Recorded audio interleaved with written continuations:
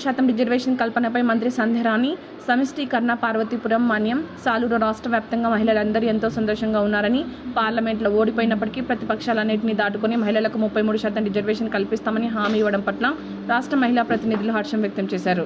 స్వర్గీయ నందమూరి తారక రామారావు గారి పుట్టినరోజు సందర్భంగా మా యువ నాయకులు లోకేష్ బాబు గారు ఒక కీలక ప్రతిపాదనను తెచ్చారు. వచ్చేసారి పార్లమెంట్లో మహిళా బిల్లు గెలిచినా ఓడినా ఆంధ్రప్రదేశ్లోని మహిళలకు చట్టసభలో 33% రిజర్వేషన్ ఇస్తామని ప్రకటించడం గర్వించదగ్గ విషయమని, నిన్న మహానాడులో స్వర్గీయ నందమూరి తారక రామారావు గారి పుట్టినరోజు సందర్భంగా మా యువ నాయకులు లోకేష్ బాబు గారు ఒక ప్రతిపాదన చేశారు. వచ్చేసారి పార్లమెంట్లో మహిళా బిల్లు గెలిచినా ఓడినా మన ఆంధ్రప్రదేశ్లో మహిళలకి చట్టసభల్లో 33% రిజర్వేషన్ ఇస్తాము అని చెప్పడం నిజంగా హర్షణీయం.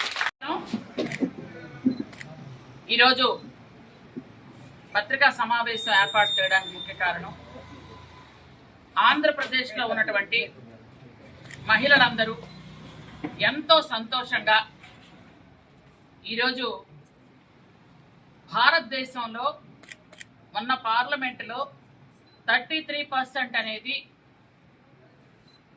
ఓడిపోయిన ప్రతిపక్షాలన్నీ కలిపి ఓడగొట్టిన నిన్న మహానాడులో స్వర్గీయ నందమూరి తారక రామారావు గారి పుట్టినరోజు సందర్భంగా మా యువ నాయకులు లోకేష్ బాబు గారు ఒక ప్రతిపాదన చేశారు. వచ్చేసారి పార్లమెంట్లో మహిళా బిల్లు గెలిచినా ఓడినా మన ఆంధ్రప్రదేశ్లో మహిళలకి చట్టసభల్లో 33% రిజర్వేషన్ ఇస్తాము అని చెప్పడం